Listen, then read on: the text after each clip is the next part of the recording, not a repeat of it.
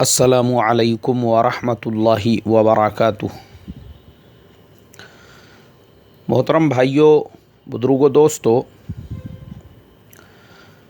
یہ ہمارا اصلاح معاشرہ کا 615واں سبق ہے۔ محترم بزرگوں، اکثر لوگ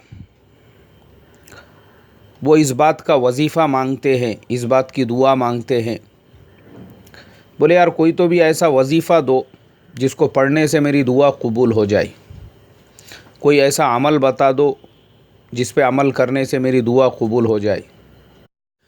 اور بعض لوگ وہ اوقات کا پورا اہتمام کرتے ہیں، جیسے اوقات کتابوں میں ملتے ہیں، پورا اہتمام جس وقت میں لکھا گیا ہے اس وقت میں دعا کریں گے، اس کے باوجود شکوہ شکایت کرتے ہوئے ملتے ہیں، بولے یار میں نے وقت کا بھی پورا اہتمام کیا، میں نے وہ آگے پیچھے جو پڑھنے کی دعائیں تھی وہ دعائیں بھی لگایا، یہ سب کچھ کرنے کے باوجود پھر بھی میری دعا کیوں نہیں قبول ہوتی ہوں گی؟ اور محترم بزرگوں، مجھے حیرت ہوتی ہے کہ لوگ اکثر یہ شکایت کرتے ہوئے ملتے ہیں کہ دعا قبول نہیں ہوتی، دعا قبول نہیں ہوتی، حالانکہ وہ یہ جانتے نہیں۔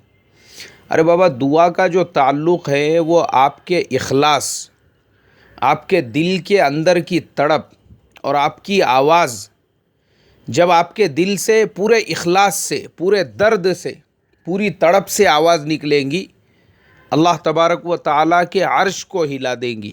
کیسے آپ کی دعا قبول نہیں ہوتی؟ میں دیکھتا ہوں، میں بھی دعائیں کرتا ہوں اللہ تبارک و تعالیٰ سے، لیکن الحمدللہ ایسا ایک مرتبہ بھی نہیں ہوا کہ میں نے کسی مسئلے کے لیے، کسی کام کے لیے دعا کی ہو اور اللہ تبارک و تعالیٰ نے اس کو قبول نہ کیا ہو۔ اکثر تو ایسا ہوتا ہے ٹائم کے کمی کی وجہ سے، میں موٹر سائیکل چلاتے چلاتے دعا کر رہا ہوں، اپنا کام کرتے کرتے، اور الحمدللہ ویسی دعائیں بھی قبول ہوتی ہے۔ اور بھی بہت سارے لوگ ہیں ایسے ماشاءاللہ جو یہ بتاتے ہیں اکثر اوقات انہوں نے کوئی عمل کیا، دعا کی، اور اللہ کے فضل و کرم سے ان کی دعائیں فوراً قبول ہو گئی۔ تو ایسا کیوں ہوتا ہے کہ ایک انسان اس کے دل میں بھی خیال پیدا ہو جاوے تو اللہ تبارک و تعالیٰ اس کو پورا فرما دیتے ہیں، اور دوسری طرف وظائف پہ وظائف پڑے جا رہے ہیں، اور دعا کے آگے پیچھے دعا کی قبولیت کے لیے وسیلے لگائے جا رہے ہیں، اور اوقات کا اہتمام کیا جا رہا ہے، لیکن یہ تمام باتوں کے باوجود دعائیں قبول نہیں ہوتی۔ ایسا کیوں ہے؟ اس کی وجہ کیا ہے؟ اس کی جو سب سے بڑی وجہ جو میری سمجھ میں آئی ہے وہ یہ ہے محترم بزرگوں، ہمارے زمانے میں آج عبادتیں بھی یہ ایک نمائش کی اور بڑے چھوٹے پن کی علامت اور نشانیاں بن چکی ہے۔ اللہ حفاظت فرمائے، ہماری جو عبادتیں ہیں نا، عبادتیں آج اس کے اندر سے جیسا اخلاص ہونا چاہیے تھا، للہیت ہونی چاہیے تھی، وہ ختم ہو چکی ہے۔ آج ہمارے زمانے میں ہم نے عبادتوں کو بھی امیر کی عبادت اور غریب کی عبادت، چھوٹے کی عبادت اور بڑے کی عبادت، اس طریقے سے اس کو ہم نے تقسیم کر دیا۔ نمازیں بھی اگر ہم پڑھیں گے، اکثر ایسا دیکھنے میں آ رہا ہے آج کے زمانے کے اندر انسان اس بات کو ترجیح دیتا ہے اچھے سے اچھے مسجد کے اندر میں نماز پڑھوں، امام صاحب کی وجہ سے نہیں، ان کی قرت کی وجہ سے نہیں، بلکہ مسجد کے فیسلٹیز کی وجہ سے۔ ارے بھائی، آپ جمعہ میں نظر نہیں آئے؟ نہیں، آپ کو پتہ نہیں ہے شاید، میں ہر جمعہ وہ فلانے ایریے کی فلانی مسجد میں پڑھتا ہوں۔ اچھا، وہاں کی کیا خاص بات ہے؟ نہیں، وہاں پہ سب ہمارا پورا فرینڈ سرکل ہے۔ بولے پتہ چلا وہ سب کروڑ پتی لوگوں کی مسجد ہے، سارے پیسے والے وہیں جمعہ پڑھتے ہیں، تو یہ صاحب یہ بھی پورے اہتمام سے وہاں جاتے ہیں اپنے فرینڈ سرکل کو مینٹین کرنے کے لیے۔ آج محترم بزرگوں تقسیم کیا ہم نے، ارے بھائی آپ مغرب کی نماز نہیں، میں یہاں نہیں پڑھتا ہوں، کہاں پڑھتے ہیں؟ وہ فلانی مسجد میں، وہ فلانی جگہ پر۔ یعنی مسجدوں کو بھی ہم نے غریبوں کی مسجد اور امیروں کی مسجد اس طریقے سے تقسیم کر دیا۔ اب مجھے آپ بتائیے نا، جب ہماری عبادتوں میں ایسی تقسیم ہو جائیں گی، غریبوں کی مسجد اور امیروں کی مسجد اور غریبوں کی نماز اور امیروں کی نماز، تو پھر ویسی عبادتوں میں اخلاص کہاں سے رہے گا اور پھر ویسی دعائیں کہاں سے قبول ہوں گی؟ یہاں تک کہ محترم بزرگوں، آج کے زمانے میں حج اور عمرہ یہ ایک ایسی عبادت ہے، اللہ تبارک و تعالیٰ کے دربار میں حاضری، آپ اللہ کے دربار میں ہو، وہاں پہ آپ بیت اللہ کا پردہ پکڑ کے دعا کر رہے ہو، حتیم میں دعا کر رہے ہو، کیسے آپ کی دعا قبول نہیں ہوتی؟ بالکل آپ کی دعا قبول ہونا چاہیے، اللہ حفاظت فرمائے۔ اب وہ بھی ہمارے لیے ایک نمائش کی، دکھاوے کی اور ریاکاری کی چیز بن چکا ہے، ریکارڈ بنائے جا رہے ہیں، ریکارڈ۔ مجھے وہ حدیث یاد آتی ہے بار بار فضائل صدقات کے اندر، اخیر کا جو حصہ ہے فضائل حج کا، اس کے اندر حضرت شیخ زکریا رحمۃ اللہ علیہ نے وہ حدیث کسی بڑی کتاب کے حوالے سے لکھی ہوئی ہے۔ اللہ کے پیارے نبی صلی اللہ علیہ وسلم نے فرمایا، قیامت کے قریب میری امت کے جو مالدار ہے، جو امیر ہے، جو پیسے والے لوگ ہیں، وہ صرف سیر و تفریح کے لیے حج کریں گے۔ پھر فرمایا، میری امت کے میڈیم کلاس لوگ وہ تجارت اور کاروبار کے لیے حج کریں گے۔ پھر فرمایا، میری امت کے علماء وہ ریاکاری کے لیے حج کریں گے۔ پھر فرمایا، میری امت کے غرباء فقراء وہ بھیک مانگنے کے لیے حج کریں گے۔ آج محترم بزرگوں، نبی اکرم صلی اللہ علیہ وسلم کی 1450 سال پہلے فرمائی ہوئی یہ حدیث ہم کو پریکٹیکل میں نظر آتی ہے۔ آج کے زمانے میں حج کے لیے جانا، بار بار عمروں کے لیے جانا، یہ فیشن بن چکا ہے۔ جو مال والے لوگ ہیں، پیسے والے لوگ ہیں، اب ان کا ایک فیشن بن گیا ہے، ایک ٹرینڈ بن گیا ہے۔ جیسے تھائی لینڈ، ملیشیا، وہ گھومنے کی بجائے چلو عمرہ کر کے آ جائیں گے بولے، نکل گئے سیر و تفریح کے لیے۔ اور وہاں کی گورنمنٹ آج اربوں کھربوں ریال وہ صرف مکہ مکرمہ اور مدینہ منورہ کو ایک ٹورسٹ پلیس بنانے کے لیے کہ لوگ زیادہ سے زیادہ یہاں پر آ سکے، اس کی محنت میں، اس کی کوششوں میں اور اس کو اس طریقے سے ڈیولپ کرنے کے اندر لگی ہوئی ہے۔ اللہ حفاظت فرمائے۔ تو آج دیکھو نا آپ، ہمارے زمانے میں یہی ہو چکا ہے، عبادتیں یہ محض نمائش کی، ریاکاری کی اور دکھاوے کی چیزیں بن چکی ہے۔ آپ کسی مالدار سے جا کر ملو، وہ بولیں گا میرے گھر کے چھوٹے چھوٹے بچوں کے بھی عمرے ہو چکے ہیں، بار بار ہو چکے ہیں، ہر سال ہم لوگ جاتے ہیں۔ کیوں؟ کیونکہ عمرہ حج اس کو ہم نے عبادت نہیں بلکہ ایک ریکارڈ بنانے والی چیز بنا دیا۔ اور فرمایا کہ میڈیم کلاس لوگ، درمیانی طبقے کے جو لوگ ہیں، وہ تجارت اور بزنس کے لیے حج اور عمرہ کریں گے۔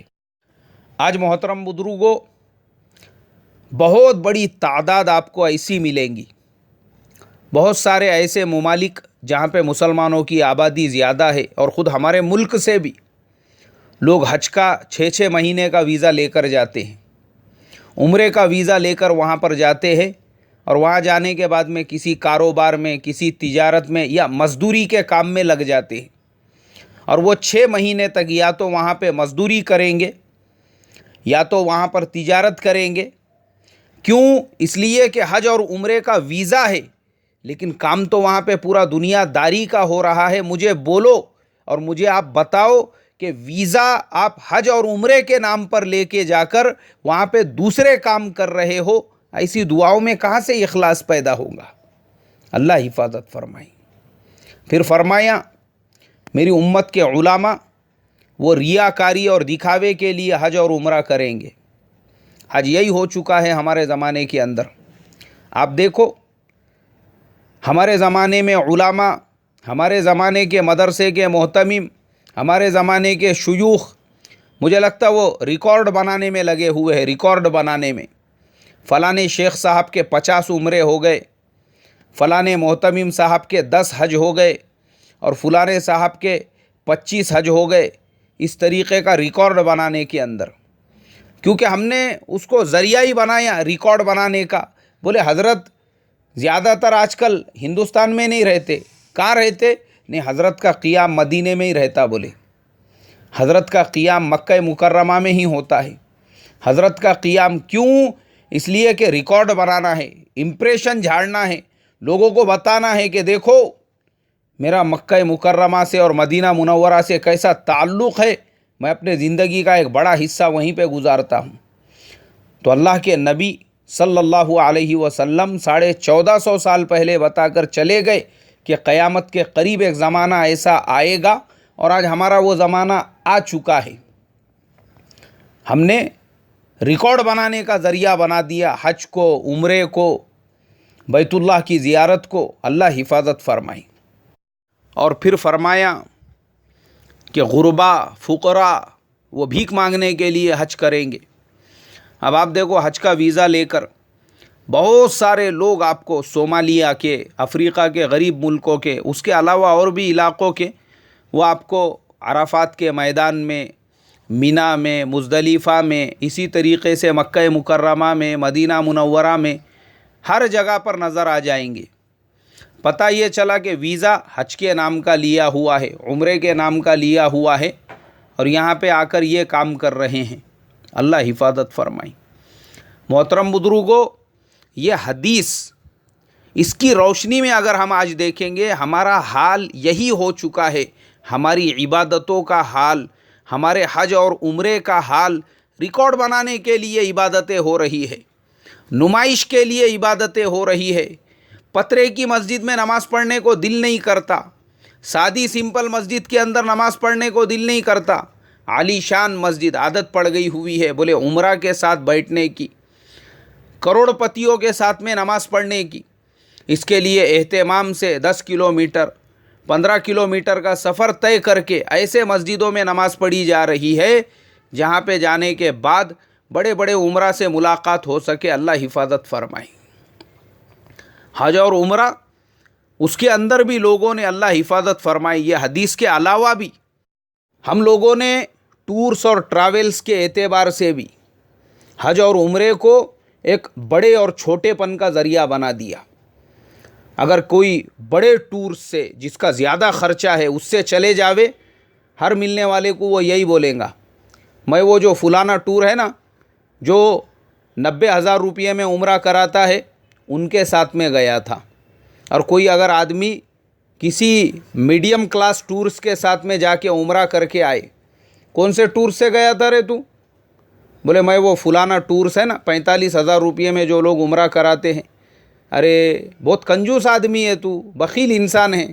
میرے کو دیکھ، میرے کو پچھلے سال جو میں گیا تھا نا وہ ٹورس سے گیا تھا، جو ٹورس سے فلانا ہیرو گیا تھا. تو ہاں، پیسے کو نہیں دیکھتے ہم، پیسے کی کوئی ویلیو نہیں ہے. اور وہی انسان اس کی برائی بھی کریں گا لوگوں کے سامنے. ارے وہ ہمارا سالہ عمرے کو گیا تھا، بہت کنجوس انسان ہے وہ 45,000 روپئے والے ٹورس میں گیا تھا.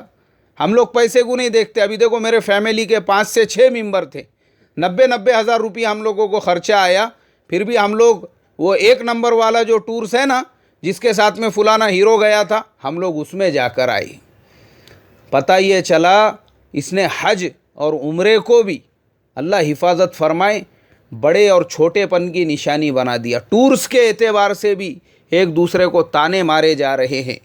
مطلب یہ ہوا کہ اس نے حج اور عمرہ کیا اس لیے تاکہ اپنے برادری والوں پہ شائننگ مار سکے، اپنے خاندان والوں پہ امپریشن جھاڑ سکے، محلے والوں کو بتا سکے میں کتنا بڑا پیسے والا ہوں، پیسے کو نہیں دیکھتا، اس لیے میں فلانے ٹور سے گیا تھا. یعنی آج سوچو محترم بزرگوں، ہمارے یہاں مذاکرے کائے پر ہوتے ہیں، عبادتوں پر نہیں ہوتے. ارے بابا مکہ مکرمہ میں جانا ہے تو سفر کی دعائیں قبول ہوتی ہے، یہیں سے ایک مسنون دعا ساتھ میں لے لی جائے، راستے سے دعاؤں کا اہتمام کیا جائے، سیکھنے سکھانے کا اہتمام کیا جائے. وہاں پر جانے کے بعد دل کے اندر ایک رقت ہونی چاہیے. بیت اللہ پہ پہلی نظر پڑتے ہی دل کی گہرائیوں سے دعا نکلنی چاہیے.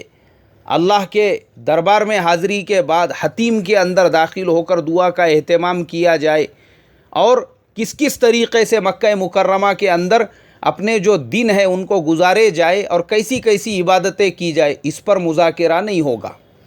مذاکرہ ہوگا تو اس پر. ہم جو ٹورس کے ساتھ میں گئے تھے نا، وہ ہم لوگوں کو 24 گھنٹے چائے اور کافی بھی دیتا تھا. ارے کیا سلاد دیتا تھا یار وہ، ارے یار کیا کھانا بناتا تھا یار وہ. تم لوگ کیوں گئے تھے یار یہ 45,000 والے کے ساتھ میں یا ایسوں کے ساتھ میں نہیں جانے کا؟ کتنی پریشانی ہو گئی. اور پورے برادری میں بولتا پھرے گا، ہاں وہ لوگ گئے تھے نا، بہت پریشانی ہو گئی ان لوگوں کی. اب کیسا ہے، پیسے کو دیکھیں گے تو پریشانی ہونے ہی والی ہے. اللہ حفاظت فرمائے. محترم بزرگوں، اس لیے دعاؤں میں اثر نہیں رہا. نمائش، نماز نمائش کی چیز، قرآن کی تلاوت نمائش کی چیز، حج اور عمرہ جب نمائش کی چیز بن جائے تو دعا میں اثر کہاں سے ہوگا؟ اس لیے اخلاص پیدا کرنا ضروری ہے. اللہ ہمارے ہر عبادت میں خلوص پیدا فرمائے. السلام علیکم ورحمۃ اللہ وبرکاتہ.